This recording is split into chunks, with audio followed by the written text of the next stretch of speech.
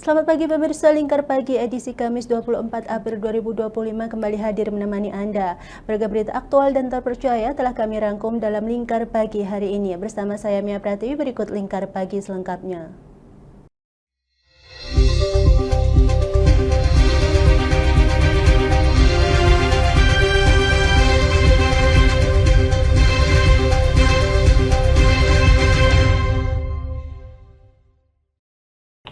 Mengawali berita pertama pemirsa, telah terjadi kecelakaan maut yang mengakibatkan 2 sopir meninggal dunia. Insiden tersebut terjadi pada Rabu 23 April sekitar pukul 04.30 waktu Indonesia Barat. Berlokasi di Jalan Raya Pantura, Demak, Kudus atau tepatnya di depan Pasar Jebor, Desa Bolo, Kecamatan Kota, Kabupaten Demak.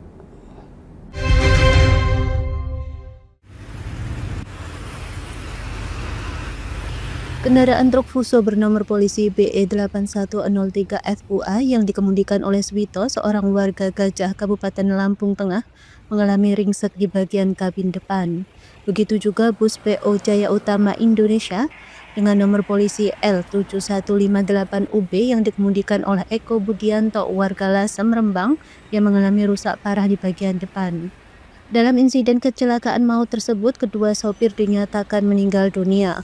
Sopir truk tewas di lokasi kejadian dan sopir bus meninggal di rumah sakit setelah dilarikan ke RSUD Sunan Kalijaga. Sementara itu, penumpang lain di bus mengalami luka-luka. Kronologi atas kecelakaan maut tersebut saat bus PO Jaya Utama yang melaju dari arah Surabaya menuju Semarang mencoba mendahului kendaraan di depannya dari sisi kanan. Namun dari arah berlawanan datang truk Fuso dan tabrakan pun tidak bisa dihindarkan. Untuk kronologi awal itu semula KBM bus Jaya Utama itu berjalan dari arah Kudus mengarah ke Semarang. Sesampainya di TKP di Jalan Jebor, Desa Bolo, KM 30 itu kendaraan bus Jaya Utama mendahului kendaraan yang ada di depannya, kemudian ambil kanan dan terlalu makan jalur yang dari Kudus, yang dari Semarang ke Kudus, sehingga bertabrakan, bahasanya adu banteng. Bagaimana Dan? Untuk korban yang masih tadi di TKP itu sebagai pengemudi kendaraan truk yang berjalan dari arah Semarang ke Kudus itu posisi terjepit, kemudian mengalami hilangnya nyawa, yaitu meninggal dunia. Sedangkan dari sopir bus sendiri tadi masih sempat ditolong, namun dalam kondisi luka berat dan dibawa ke rumah sakit. Sedangkan penumpang yang ada di dalamnya pun ada yang mengalami luka, namun luka itu tidak serius, hanya luka ringan saja. Dengan adanya insiden tersebut, arus lalu lintas dari arah Demak menuju Kudus maupun sebaliknya sempat mengalami ketersendatan hingga mencapai 3 km. Namun setelah dilakukan evakuasi, arus lalu lintas kembali lancar. Dari Kabupaten Demak, Burhanuddin Aslam, Lingkar TV melaporkan. Pemirsa, tragedi mengenaskan terjadi di embung Desa Warugunung, Kecamatan Pancur beberapa hari lalu, di mana seorang anak berusia 12 tahun dari Dusun Gembris, Desa Jolo Tundo, Kecamatan Lasem, dilaporkan tenggelam saat bermain di embung bersama 3 temannya.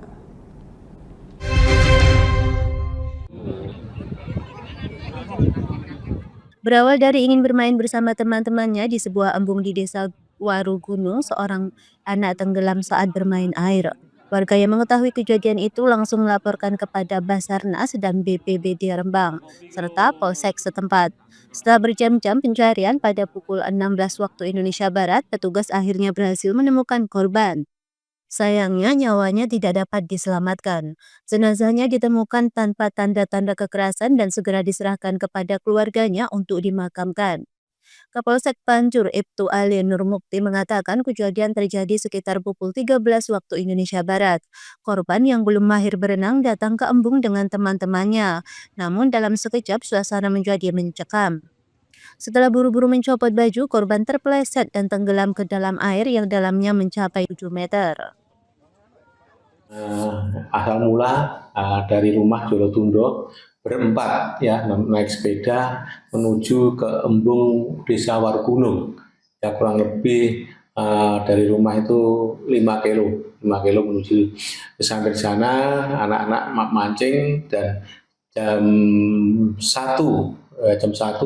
mandi berempat, namun yang satu itu loh tenggelam. Ya, mau itu ditolongi anaknya nggak berani. Akhirnya minta tolong kepada warga, kebetulan ada warga yang ada di sawah dan warga lari, namun sudah hilang, udah nggak kelihatan. Akhirnya minta tolong ke seluruh warga, kita informasi ke laporan ke Polsek, ke Koramil, hanya kita semua bersama-sama untuk mencari keberadaan korban yang tenggelam di embung Desa Warugunung.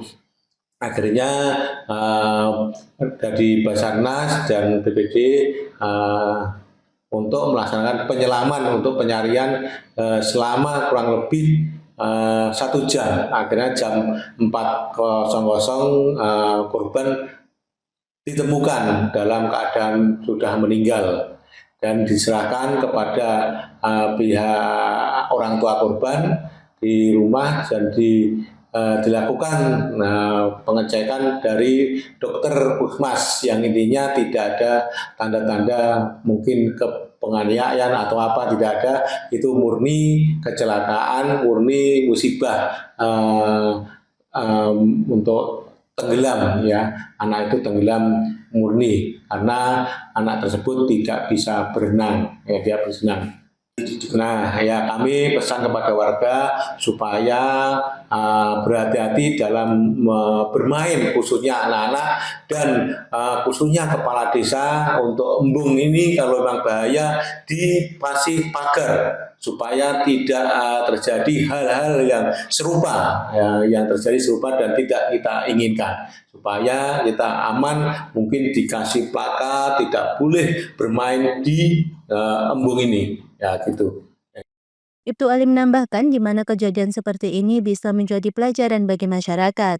Anak-anak jangan dibiarkan bermain di air tanpa pengawasan orang dewasa, terutama jika mereka belum mahir berenang. Dari Rembang, Fikirio, Lingkar TV melaporkan.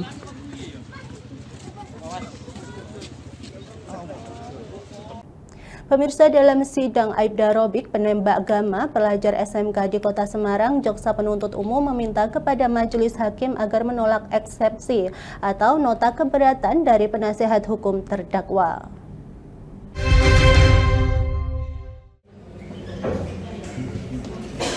Mulanya persidangan dijadwalkan pukul 10 waktu Indonesia Barat, namun baru dimulai pada pukul 15 waktu Indonesia Barat. Robik sendiri tampak santai memasuki ruang sidang dengan rompi oranye dan juga dikawal ketat oleh aparat kepolisian. JPU meminta hakim untuk menolak eksepsi terdakwa karena dakwaan bagi Robik telah cermat, jelas, dan lengkap, serta merumuskan unsur-unsur tindak pidana yang diuraikan dalam kata-kata yang mudah. Hal ini lantaran dalam sidang sebelumnya, penasihat hukum Robik menyatakan bahwa dakwaan JPU tidak jelas dan cermat. Menanggapi sidang tersebut, kuasa hukum keluarga Gama Zainal Petir yakin dan mantap bahwa eksepsi Robik akan ditolak oleh majelis hakim. Sampaikan bahwa eksepsi yang dilakukan oleh pengacara mewakili terdakwa sudah masuk pokok perkara. Tadi tanggapannya seperti itu. Bahkan tadi jaksa bilang bahwa kalau memang itu dari terdakwa, ya tolong pengacaranya menasehati gitu loh, kan gitu loh. Pengacaranya menasehati karena kemarin yang disampaikan itu sudah masuk pokok perkara. Padahal eksepsi itu kan kaitannya dengan kewenangan, apakah berwenang atau tidak untuk mengadili perkara ini, kan sudah jelas. Jadi saya mantap lah dengan tanggapan dari eksepsi terdakwa kemarin, begitu.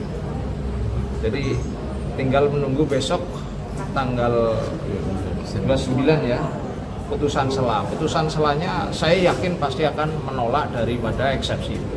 Sudah jelas kok. Kalau kemarin itu kan pengacaranya, kalau menurut saya itu ngarang. Dari Kota Semarang, Sahrul Muas, Lingkar TV melaporkan. Pemirsa, Dewan Pers mendalami dugaan pelanggaran etik jurnalistik oleh Direktur Pemberitaan TV Swasta Tian Bahtiar yang menjadi tersangka dalam kasus perintangan penyidikan perkara korupsi di Kejaksaan Agung. Ketua Dewan Pers Ninik Rahayu mengatakan penelusuran dilakukan untuk menilai apakah pemberitaan yang dipublikasikan masuk kategori karya jurnalistik atau bagian dari pemufakatan jahat.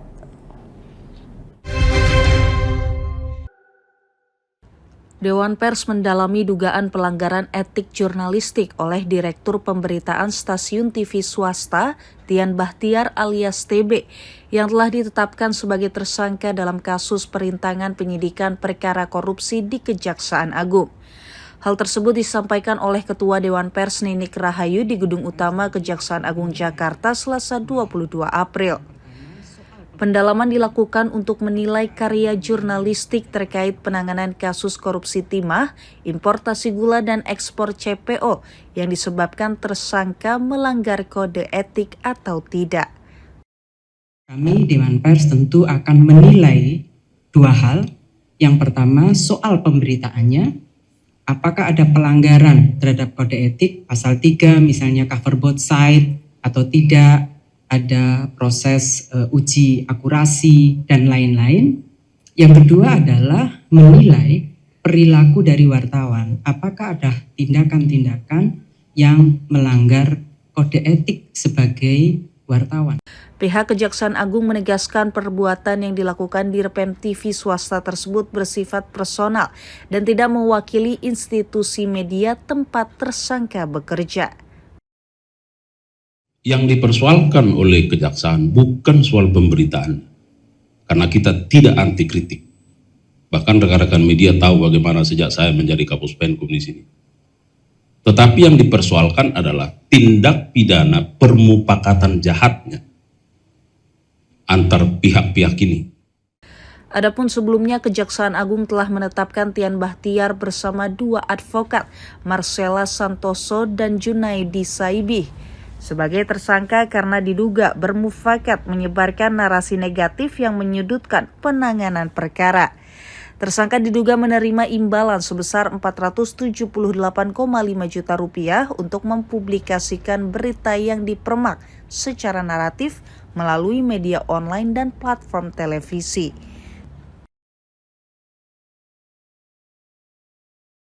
Pemirsa, kami akan kembali usai pariwara berikut ini, tetaplah bersama kami.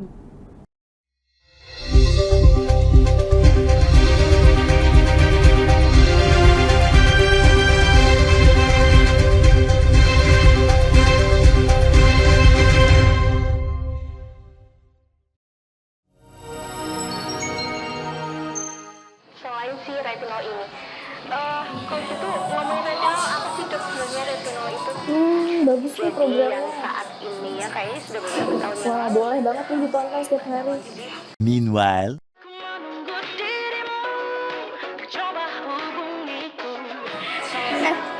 Kamu lagi nonton apa sih dari tadi kok apem-apem mulu? Ini loh lagi nonton program Cantik Sehat di Lingkar TV. Bagus banget nih programnya. Oh, ada ya program kayak gitu? Ada loh di programnya di Lingkar TV. Kau udah tahu kan Lingkar TV? Belum. Kan belum tahu Lingkar TV. Lingkar TV itu TV digital streaming online yang sudah mengantongi izin PSE dari Kominfo dan bisa diakses di HP kalian mestinya. Oh iya? Iya, bagus loh. Coba di-download sekarang. Bentar deh, aku tak coba download dulu. Iya. Selain program Cantik Sehat, kalian juga bisa menonton program lainnya di Lingkar TV dan bisa ditonton kapanpun dan dimanapun kalian berada loh. Gimana, udah bisa? Udah nih, punyaku udah bisa. Punyaku juga udah nih. Wah ya, bagus dong kalau udah download semuanya. Tunggu apa lagi? Sekarang giliran kamu Download aplikasi Lingkar TV di Play Store.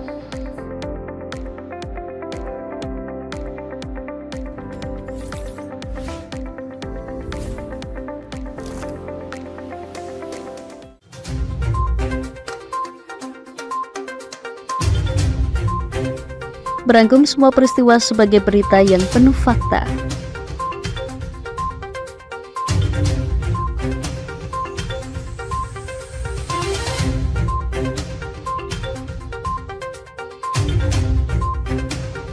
Saksikan Jateng hari ini setiap Senin hingga Sabtu hanya di Lingkar TV.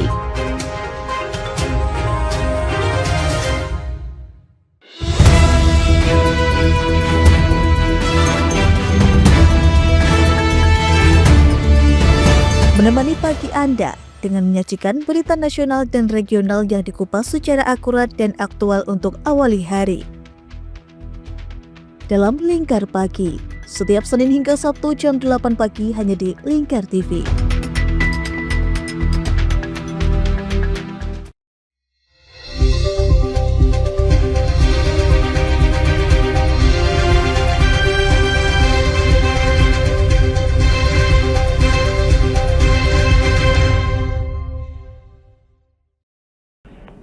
Terima kasih pemirsa Anda masih bersama kami. Pemirsa, Presiden Prabowo Subianto di Istana Merdeka Jakarta memastikan akan mengusut tuntas kasus penggelapan dana makan bergizi gratis BMG Kalibata Jakarta Selatan.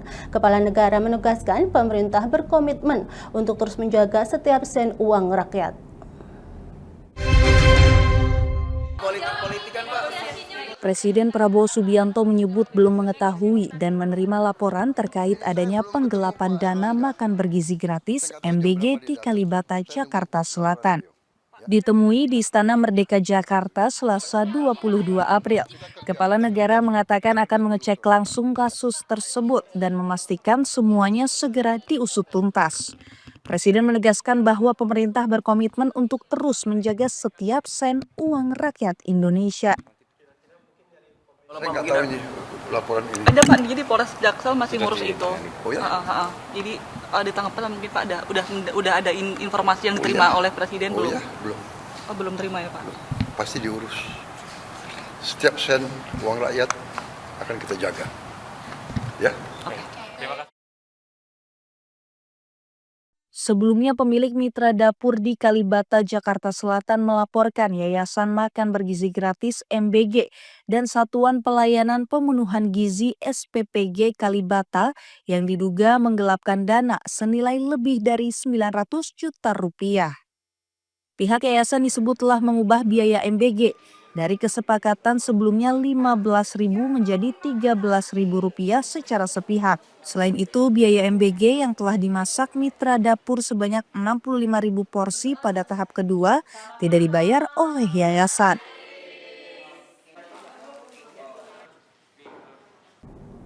Pemirsa, Presiden Prabowo Subianto di Istana Merdeka Jakarta menyebut masih banyak investor global yang tertarik untuk menanam modal dalam pembangunan ekosistem baterai kendaraan listrik di Indonesia. Hal itu disampaikan Kepala Negara menanggapi kabar hengkangnya konsorsium asal Korea Selatan yang dipimpin oleh LG.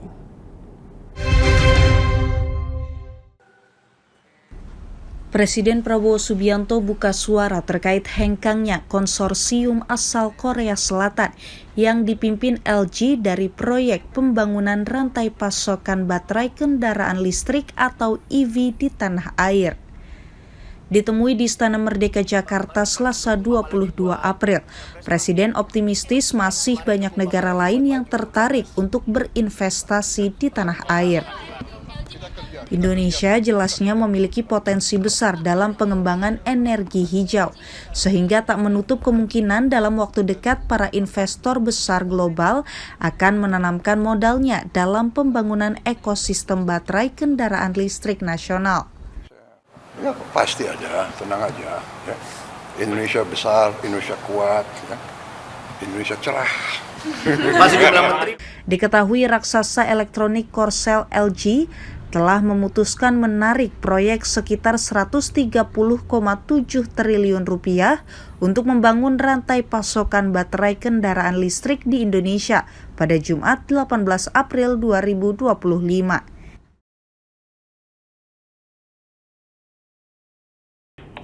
Pemirsa, ratusan nelayan yang tergabung dari berbagai paguyuban di Rembang mendatangi kantor DPRD setempat dengan membawa spanduk yang bertuliskan penolakan program Vessel Monitoring System VMS.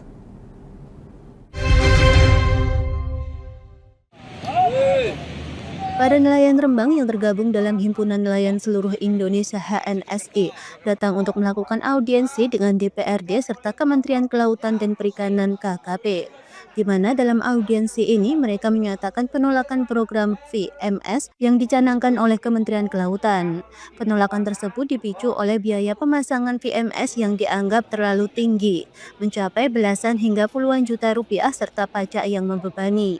Muslim, Ketua HNSE, saat berorasi meminta pemerintah untuk berpikir ulang terkait Peraturan Menteri Kelautan dan Perikanan Nomor 42 Permen-KP 2015 ini. Dirinya lebih memilih metode pengawasan berbasis komunitas atau teknologi yang lebih sederhana dan terjangkau. Ia mengungkapkan jika kondisi nelayan saat ini sangat sulit, di mana harga sembako yang tidak stabil membuat mereka tidak selalu mendapatkan keuntungan. Audiensi dari nelayan kita yang kita bantu ini. Betul ya? Yang terakhir, saya mohon kepada saudara sekalian, karena ini pengajuan saya adalah audiensi, bukan demo. Tapi jenengan boleh seperti tadi, orasi sekedar, tapi yang tertib, ya? Sampai pulang tertib, jangan sampai bermasalah. Dan semoga nanti dalam forum Pak Direktur Perizinan dan Perikanan, Direktur Perizinan dan Nelayanan, Bapak Ahmad Burban mungkin akan hadir secara luring. Nanti sampaikan semuanya undang-undang panjenengan, ya? Semoga direspon, dapat dikaji kembali terkait PP nomor 11 pasal 16 yang terkait dengan penangkapan ikan tukur, dan juga Permen KP nomor 23 tahun 2021. Dimantapkan yang terakhir Permen KP nomor B 2403 garing Romawi 12 garing tahun 2024. Sementara Halid K. Yusuf, Direktur Pengawasan Sumber Daya Perikanan dan KKP Jakarta yang ikut datang audiensi mengatakan bahwa terkait penolakan tersebut, dirinya memandang hal itu adalah hak nelayan. Namun dirinya tetap patuh pada undang-undang untuk meminta nelayan tetap memasang VMS. Dirinya juga telah menyerap aspirasi dari nelayan Rembang untuk nantinya disampaikan kepada Menteri Kelautan. Pada intinya kami menyerap apa yang disampaikan oleh nelayan ya, terkait dengan masalah VMS. Pemerintah secara selektif terkait dengan pemasangan VMS ya, relaksasikan sampai tanggal 31 Desember 2025. Tetapi kami tetap melaksanakan evaluasi secara bertahap ya, terkait dengan masalah VMS itu sendiri. Bilang, wah ini VMS ini mahal dan lain sebagainya itu. Tetapi yang jelas nilai manfaat dan kegunaan VMS itu yang kita harus lihat. Salah satu manfaat konkretnya dari VMS ini bagi nelayan apa? Bagi nelayan terutama untuk masalah keselamatan daripada nelayan itu sendiri. Ya kan, kemudian yang kedua adalah tetap menjaga bahwa produktivitas penangkapan nelayan itu tetap terjaga. Berarti terkait untuk penolakan tadi yang nanti kan Bapak lakukan apa Pak di Iya, terkait dengan masalah penolakan itu hak daripada nelayan. Tetapi perlu kami sampaikan bahwa yang namanya negara itu memiliki kewenangan, ya kan? Kita kan menjalankan regulasi, menjalankan aturan perundang-undangan. Kalau kami harus berpihak kepada nelayan tidak menyuruh untuk tidak memasang kan tidak juga.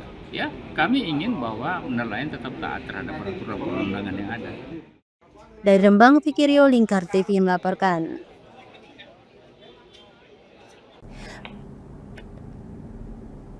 Pemirsa, selain mempraktekkan skema murur seperti pelaksanaan ibadah haji tahun 2024 lalu, Kementerian Agama RI juga menerapkan skema tanazul pada pelaksanaan haji tahun 2025 ini, di mana dari total 221.000 calon haji asal Indonesia pada 2025 ini sebanyak 37.497 calon haji akan ikut skema tanazul dengan prioritas kelompok lanjut usia beresiko tinggi dan lainnya. Selain menerapkan skema murur seperti pelaksanaan haji tahun 2024 lalu, pada pelaksanaan haji 2025, pemerintah juga mulai mempraktikkan skema tanazul bagi jemaah haji asal Indonesia saat masa Armusna atau puncak rangkaian ibadah haji di Arafah, Musdalifah, dan Mina. Direktur Pelayanan Haji Luar Negeri Direktorat Jenderal Penyelenggaraan Haji dan Umrah, Kementerian Agama, Muhlis Muhammad Hanafi di Padang Selasa 22 April menjelaskan, skema tanazul pada masa Armusna diberlakukan dengan mempertimbangkan kondisi kepadatan saat rangkaian ibadah haji di Mina. Selain itu, skema ini juga bertujuan memberikan kemudahan dan kenyamanan bagi para jamaah saat menjalani rangkaian ibadah di Mina. Karena nantinya saat berada di Mina, para jamaah tidak mutlak menginap di tenda-tenda atau pemondokan, akan tetapi diperbolehkan untuk menginap di hotel. Muhlis menyebut dari total 221.000 orang calon haji yang terbagi dalam 95 kelompok terbang se-Indonesia, setidaknya terdapat 37.497 calon haji yang akan ikut dalam skema tanazul tersebut, di mana mereka yang masuk merupakan kelompok lanjut usia atau yang beresiko tinggi. Itu sudah terbit cap dirjennya dari 95 kloter. Mereka ini adalah yang tinggal di daerah Shisha Raudhah. Yang kalau mereka ke Jamarat, itu lokasinya hanya antara 1 sampai 2 km saja. Daripada mereka tinggal di hotelnya, misalnya apalagi yang di ujung itu sampai 6 km ke arah Jamarat, pulang balik 12 kilo. Kalau mereka tanazul, tinggal di hotelnya terutama yang ada di Shisha Raudhah, mereka paling hanya 2-4 kilo saja pulang balik. Jadi ini lebih memberikan kenyamanan, kemudahan, terutama bagi jamaah lansia, resti, dan lain sebagainya. Lebih lanjut, Muhlis Muhammad Hanafi kembali mengingatkan agar para petugas penyelenggara ibadah haji yang bertugas di Tanah Suci untuk mengedepankan keikhlasan diri dalam melayani setiap calon haji asal Indonesia, sebagaimana ditekankan oleh Menteri Agama Nasaruddin Umar. Sebab akan banyak tantangan yang dihadapi para petugas di lapangan dalam melayani jamaah calon haji, yang jika tidak dihadapi dengan bijak dapat berpotensi menimbulkan kesalahpahaman antara kedua belah pihak selama menjalankan rangkaian rukun Islam kelima itu. Pemirsa, kami akan kembali usai pariwara berikut ini, tetaplah bersama kami.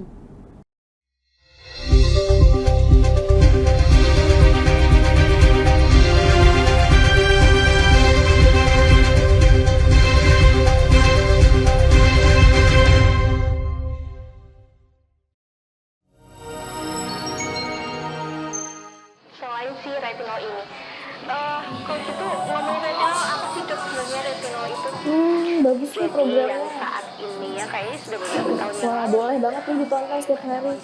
Meanwhile,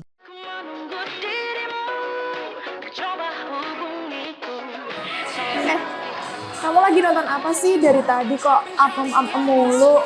Ini loh lagi nonton program Cantik Sehat di Lingkar TV. Bagus banget nih programnya. Oh, ada ya program kayak gitu? Ada loh di programnya di Lingkar TV. Kau udah tahu kan Lingkar TV? Belum. Kan belum tahu Lingkar TV. Lingkar TV itu TV digital streaming online yang sudah mengantongi izin PSE dari Kominfo dan bisa diakses di HP kalian mestinya. Oh iya? Iya, bagus loh. Coba di-download sekarang. Bentar deh, aku tak coba download dulu. Iya. Selain program Cantik Sehat, kalian juga bisa menonton program lainnya di Lingkar TV dan bisa ditonton kapanpun dan dimanapun kalian berada loh. Gimana, udah bisa? Udah nih, punyaku udah bisa. Punyaku juga udah nih. Oh iya, bagus dong kalau udah download semuanya. Tunggu apa lagi? Sekarang giliran kamu download aplikasi Lingkar TV di Play Store.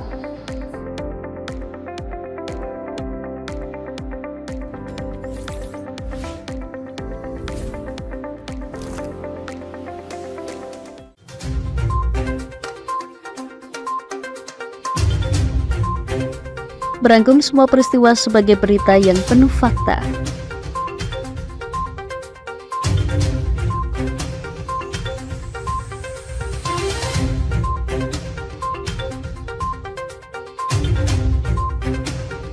Saksikan Jateng hari ini setiap Senin hingga Sabtu hanya di Lingkar TV.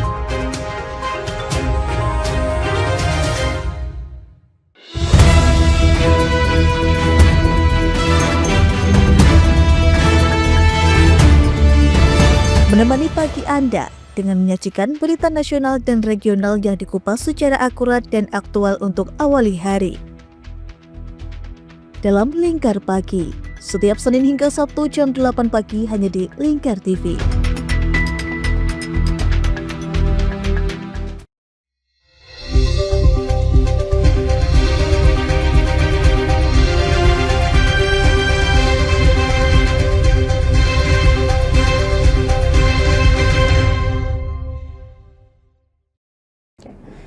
Pemirsa, Direktur Jenderal Pendidikan Tinggi Sains dan Teknologi Kemdikti-Saintek Khairul Munadi meninjau pelaksanaan hari pertama ujian tertulis berbasis komputer seleksi nasional berdasarkan tes UTBK SNBT 2025 di Universitas Indonesia Depok, Jawa Barat. Pihaknya memastikan keadilan akses dalam pelaksanaan UTBK SNBT 2025 menyebar di 74 pusat dan 32 subpusat di seluruh Indonesia.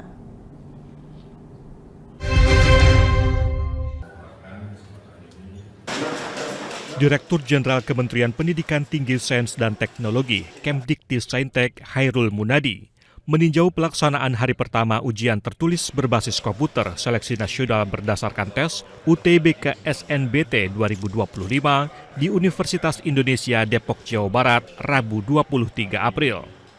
Dalam kunjungannya tersebut, ia memastikan keadilan akses pelaksanaan UTBK SNBT 2025 menyebar di seluruh wilayah Indonesia, termasuk kawasan tertinggal, terdepan, dan terluar atau 3T.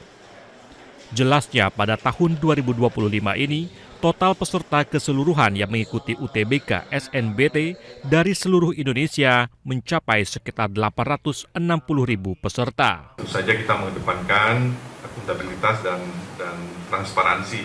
Ya, saya kira itu akan didasarkan pada nilai UTBK sebagai dasar seleksi nantinya. Kemudian juga terkait dengan keadilan akses, di mana dalam kesempatan ini UTBK diselenggarakan di 74 pusat, ya, dan ada 32 subpusat, bahkan ada 9 ya di wilayah terluar ataupun 3T termasuk. Selain akses, pemerintah juga memastikan layanan di sejumlah pusat pelaksanaan tes ramah untuk dapat diakses oleh penyandang disabilitas. Ada peserta difabel sebanyak 76 orang, tunanetra 12 orang, dan rekan-rekan semua juga dapat menyaksikan Universitas Indonesia memberikan komitmen untuk memberikan fasilitas yang terbaik bagi para peserta UTBK ini. Adapun pelaksanaan tes ini berlangsung hingga 5 Mei mendatang yang dibagi dalam beberapa sesi. Sementara untuk hasil UTBK SNBT akan diumumkan pada 28 Mei 2025 melalui laman resmi Seleksi Nasional Penerimaan Mahasiswa Baru SNPMB. Pemirsa, jasa penukaran mata uang rupiah ke rial di Kabupaten Demak diserbu para calon jamaah haji. Mereka mengaku uang tersebut akan digunakan untuk kebutuhan belanja atau nilai tukar saat berada di negara Arab Saudi.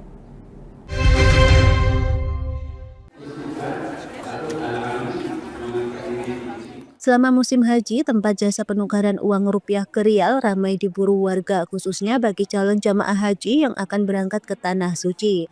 Jasa penukaran uang rupiah ke rial telah menyiapkan paket penukaran uang rial senilai Rp250 dengan rincian Rp100 1 lembar, Rp50 2 lembar, Rp10 3 lembar, Rp5 4 lembar yang dipatok dengan nilai tukar uang rupiah sebesar Rp1.175.000.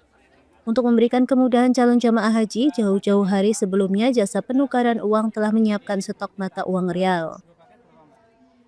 Sangat ramai sekali, makanya kita sudah sedia stoknya jauh sebelumnya ya. Jadi kita ready terus bagi masyarakat yang membutuhkan, kita ada terus. Bisa ditukar kantor-kantor kita atau kantor cabang di Kemenang, kantor PKS di Kemenang ada. Penukaran ini kan apakah semakin meningkat sampai menjelang nanti bulan Natal?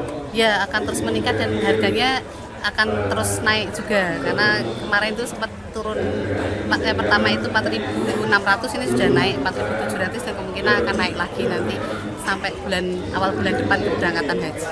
Naikkan nilai real ke rupiah ini mulai kapan? Mulai ini musim mau keberangkatan haji ini. Kalau sebelumnya berapa, Bu? Kemarin itu masih 2 bulan yang lalu itu masih 4.400, terus naik 4.500. Sempat kemarin terakhir itu 4.600, ini udah naik 4.700. Itu faktornya apa? Ya karena ini pas musim keberangkatan haji, terus juga ada dolar yang naik juga itu. Kita jual per paket itu 250 paket SAR-nya, realnya itu terdiri dari 100-nya satu, bentar ya. 100-nya 1 lembar, 50 rialnya 2 lembar, 10 rialnya 3 lembar, terus 5 rialnya 4 lembar. Jadi kita jualnya per paket 250. 250.000 ya. Itu ya.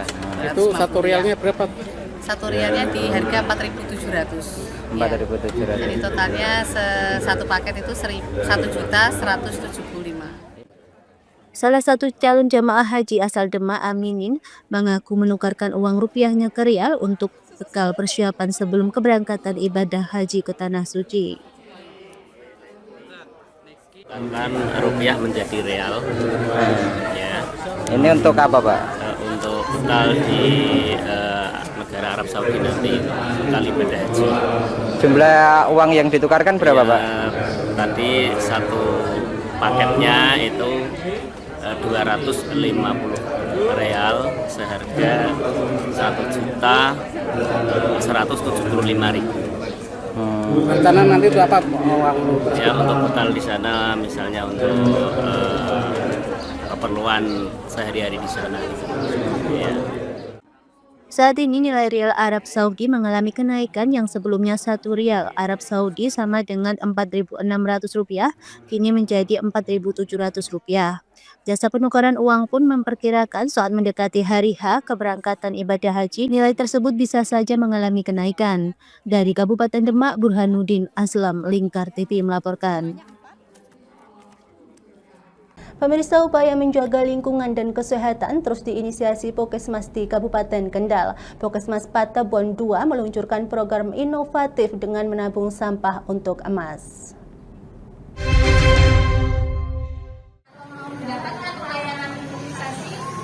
Dalam program ini, warga diajak menukar sampah rumah tangga seperti botol bekas, kardus, dan kaleng dengan sembako.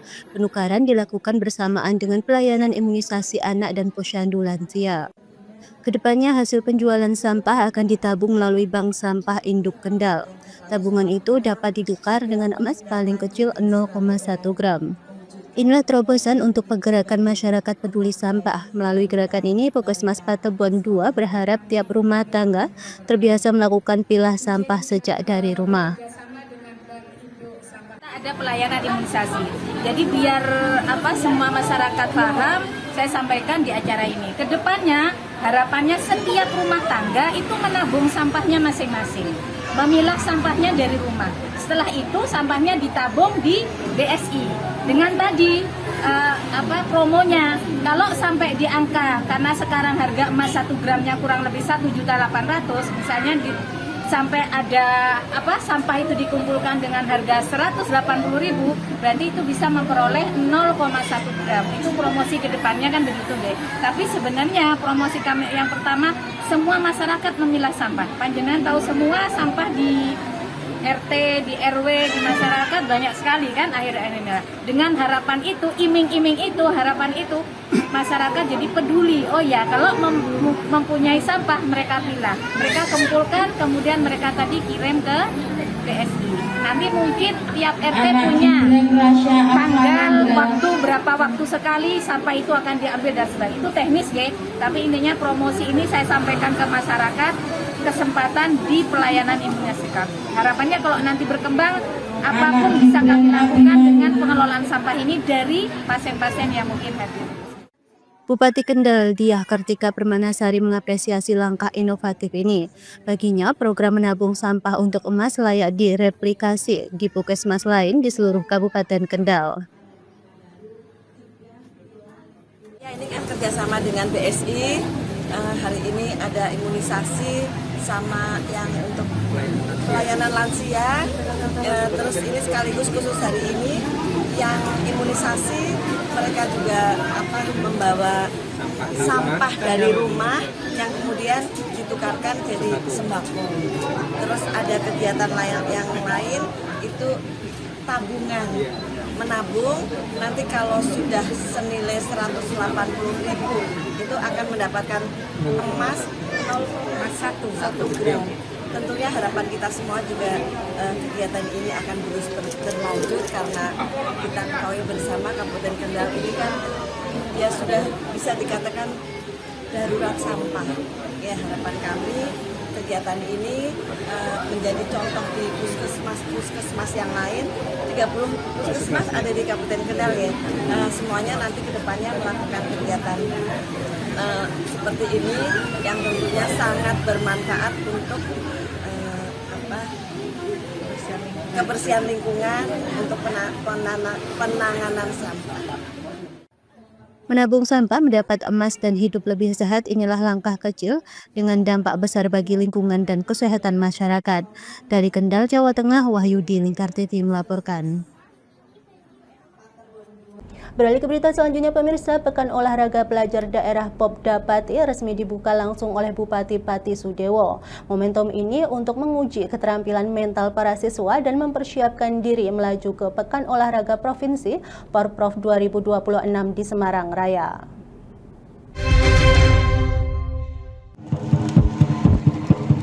Popda Pati secara resmi dibuka oleh Bupati Sudewo di Gedung Olahraga Pesantenan pada Selasa 22 April 2025. Sebanyak 29 cabang olahraga diperlombakan, di mana digelar sejak tanggal 13 hingga 30 April 2025 mendatang.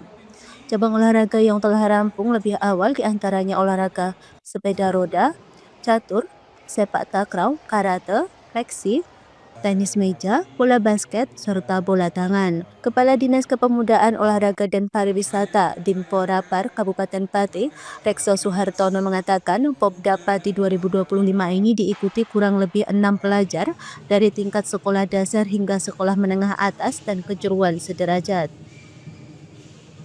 Dari tingkat SD sederajat, SMP sederajat maupun SMA sederajat. Dan antusias para atlet, terutama pelajar sangat antusias sekali, sangat antusias karena yang mengikuti ribuan total. Hampir total dari SD sampai dengan SMA itu 6 ribuan. Ada peningkatan Pak dari sebelumnya? Kalau dari sebelumnya hampir rata-rata. Karena memang event Popda itu kan multi event tahunan yang nanti akan kita persiapkan untuk mengikuti Popda tingkat Jawa Tengah. Sebelum diberangkatkan sudah kita lakukan pelatihan khusus untuk dipersiapkan ke tingkat Jawa Tengah. Sementara itu Bupati Pati Sudewo mengatakan kompetensi ini merupakan sarana mengasah kemampuan para atlet untuk menunjukkan kemampuan terbaik agar nantinya dapat mewakili Kabupaten Pati di ajang Porprov 2026.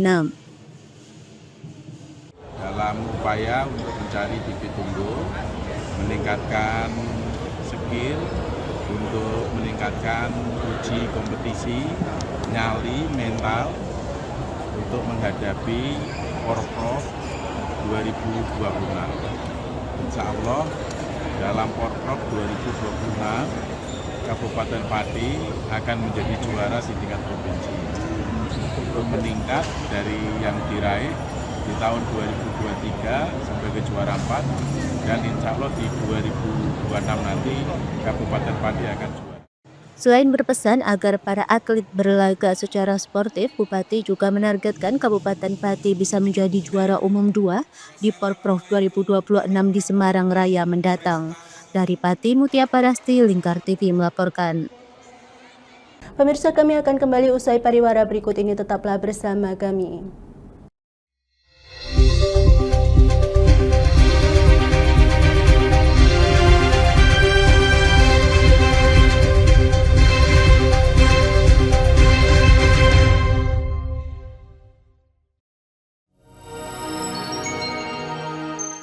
Selain si retinol ini, kalau gitu ngomongin retinol, apa sih dok sebenarnya retinol itu?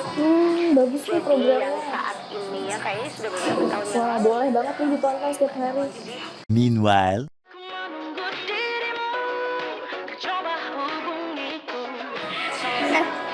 Kamu lagi nonton apa sih dari tadi kok apem-apem mulu? Ini loh lagi nonton program Cantik Sehat di Lingkar TV. Bagus banget nih programnya. Oh ada ya program kayak gitu? Ada loh di programnya di Lingkar TV. Kau udah tahu kan Lingkar TV? Belum. Kan belum tahu Lingkar TV. Lingkar TV itu TV digital streaming online yang sudah mengantongi izin PSE dari Kominfo dan bisa diakses di HP kalian mestinya.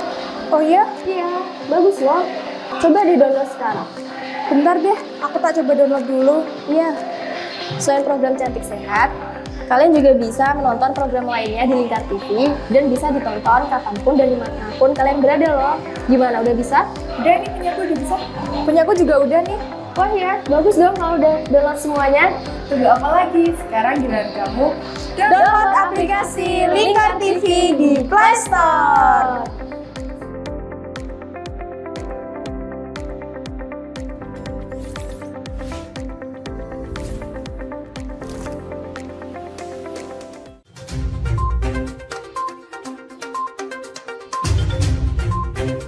Merangkum semua peristiwa sebagai berita yang penuh fakta.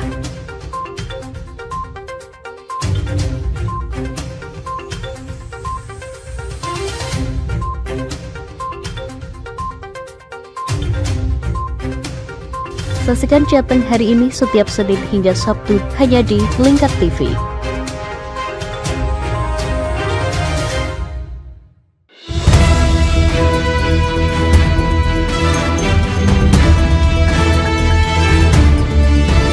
Menemani pagi Anda dengan menyajikan berita nasional dan regional yang dikupas secara akurat dan aktual untuk awali hari.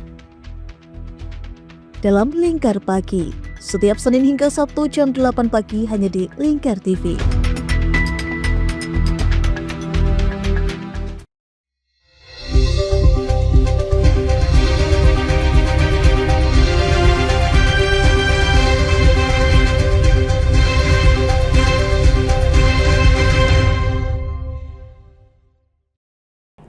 Pemirsa, pembentukan Koperasi Desa atau Kelurahan Merah Putih telah terbentuk secara tuntas tahapan administrasi dengan persentase 80 hingga 90% untuk 401 desa dan 5 kelurahan di Kabupaten Pati. Sementara itu akan ada 3 desa yang bakal dijadikan percontohan Koperasi Desa Merah Putih di Kabupaten Pati.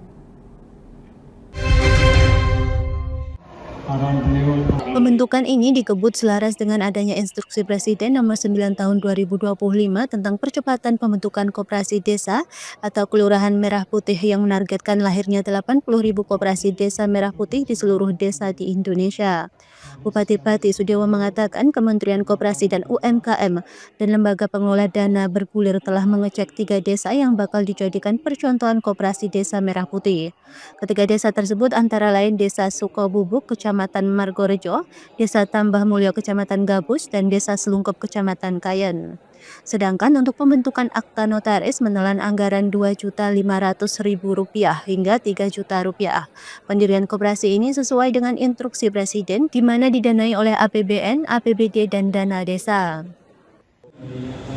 Hampir secara final itu administrasinya sudah selesai. Bisa dibilang 80-90% secara administrasi terhadap 401 desa 5 kelurahan itu sudah terlaksana. Bahkan kemarin dari Kementerian Koperasi dan juga dari LPDB itu sudah turun ke Pati untuk mengecek 3 desa yang akan dijadikan percontohan di Kabupaten Pati. Kami sudah, tiap desa sudah musyawarah desa, camat-camat sudah bekerja keras untuk bisa merealisasikan koperasi desa. Dalam Desa Sukobubuk, Kecamatan Margorejo, Desa Tambah Mulyo, Kecamatan Gabus, dan Desa Selungkup, Kecamatan Kayen. Menelan anggaran Nanti berapa, akan Pak? dipilih salah satu. Oke, menelan anggaran berapa, Pak, pembentukan koperasi desa ini? Kalau pendirian akte notarisnya sekitar 2,5 sampai 3 juta. Dan sesuai dalam inpres itu didanai dari APBN, APBD atau dari dana desa.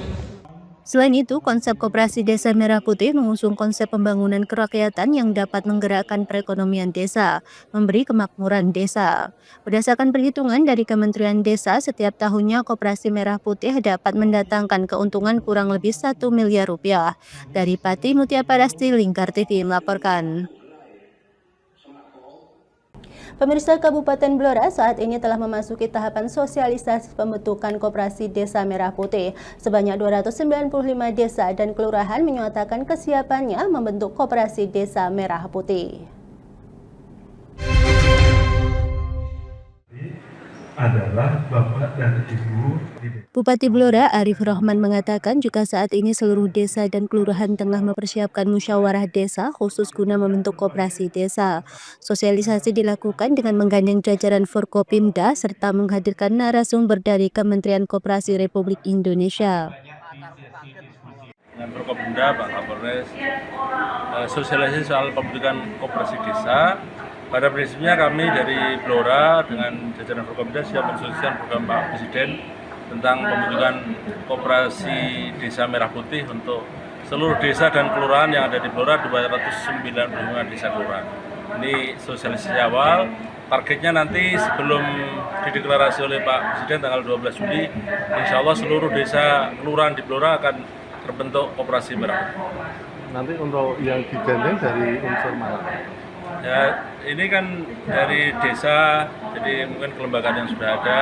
Secara detail jumlah-jumlahnya sudah kita arahkan, nah nanti akan kita dampingi untuk pembentukannya. Maksud ini sosialisasi soal program Sengkuyung Mandiri prioritas ya. Ini program untuk pemutihan pada pajak kendaraan bermotor.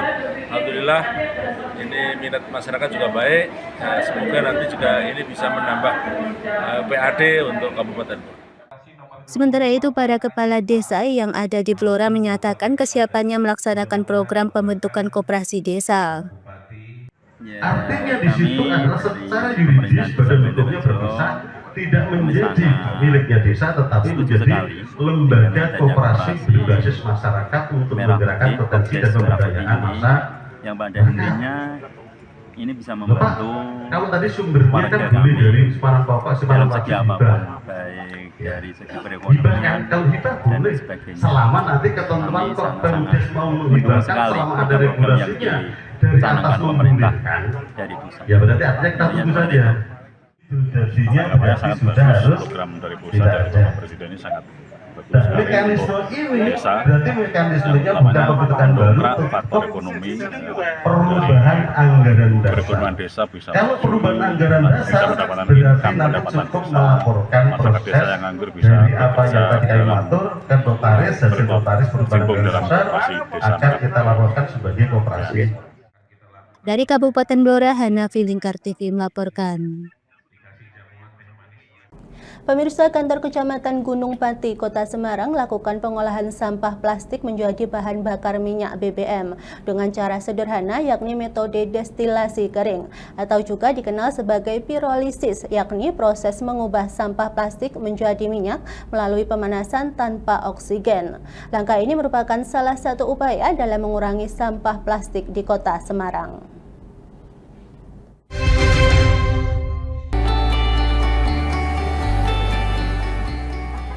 Keberadaan sampah plastik menjadi masalah yang belum usai bagi masyarakat. Bahkan upaya mengurangi sampah plastik jamak dilakukan, mulai dari mendaur ulang menjadi biji plastik hingga dikreasikan menjadi kerajinan tangan. Namun berbeda dengan yang dilakukan pihak Kecamatan Gunung Pati, Kota Semarang, yang mengolah sampah plastik menjadi bahan bakar minyak atau BBM. Proses pengolahan BBM sampah plastik ini baru berlangsung sejak seminggu terakhir. Ide ini muncul selaras dengan program prioritas Wali Kota Semarang tentang pengurangan sampah plastik.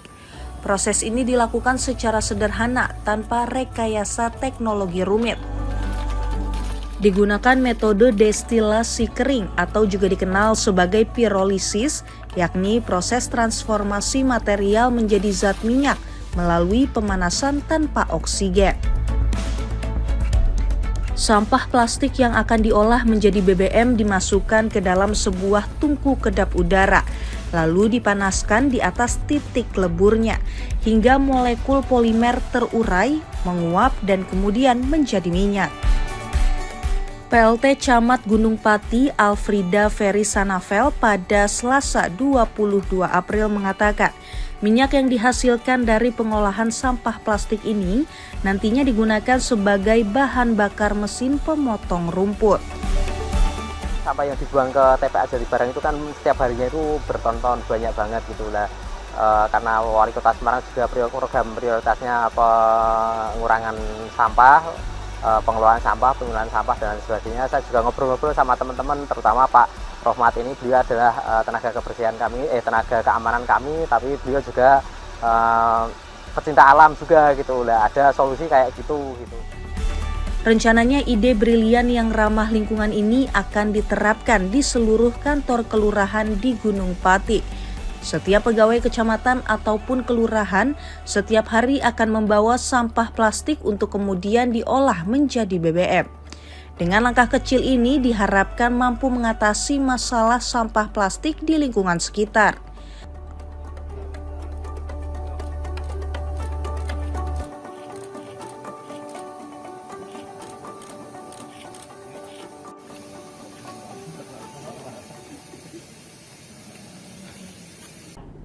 Di Kudus, aksi ini berlangsung di Desa Pelanden, Kecamatan Jekulo pada Rabu pagi. Bupati Kudus Sam'ani Intakoris turun langsung ke sawah didampingi Forkopimda dan warga setempat. Mengenakan pakaian adat khas Kudus, Bupati Sam'ani Intakoris turut menanam padi di lahan seluas 51 hektar. Gerakan ini merupakan bagian dari program nasional Kementerian Pertahanan di bawah Komando Prabowo Subianto untuk mendorong swasembada pangan. Diperintah oleh Pak Prabowo, kita tanam serentak untuk padi di seluruh Indonesia. Semoga dengan tanam ini petani berdaya dan swasembada pangan untuk Indonesia bisa tercapai dengan baik. Instruksi dari Pak Prabowo sendiri tadi seperti apa Pak waktu disampaikan? Ya kan swasembada pangan, ketahanan pangan, dan mari kita tanam padi bareng-bareng. Kondisi ketahanan pangan itu sejauh ini sudah bagus ya. Kita sudah surplus. Semoga dengan dukungan Pak Dandim beserta jajarannya kita akan terus-menerus mengawal para petani dan para bulog untuk transaksinya biar berjalan lancar dan baik. Ada arahan untuk petani undangan yang masih nanam ketan, Pak? Ya, namanya kita kan himbauan ya. Kita kalau bisa ya tanaman pangan ya. Nanti bisa diseling tanaman pangan ketan gitu. Karena ketan juga kebutuhan budaya kita juga.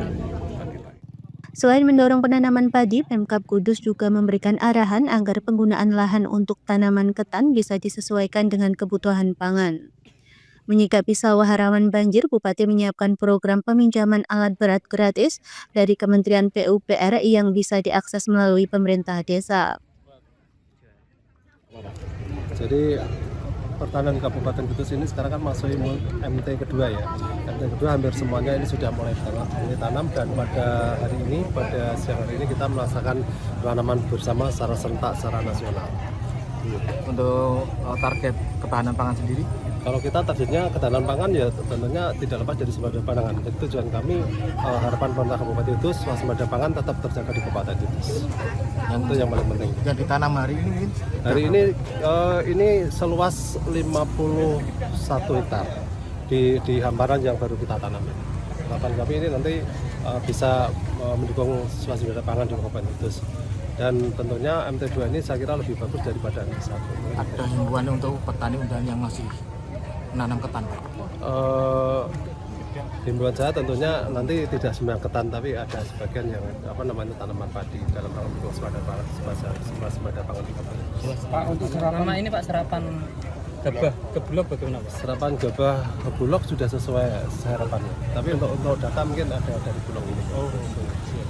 Luasan pertanian Pak? Luas lahan pertanian yang ini aja ya, yang di sini itu yang kita tanam itu di hamparan 51.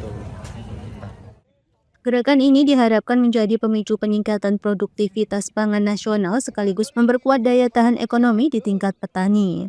Dari Kudus, Fahtur Rahman, Lingkar TV melaporkan. Pemirsa, Lingkar Pagi berakhir sampai di sini. Jangan lupa saksikan Lingkar Siang pada pukul 13 waktu Indonesia Barat. Saya Mia Pratima, kerabat kerja yang bertugas pamit undur diri dari hadapan Anda. Selamat pagi dan selamat beraktivitas.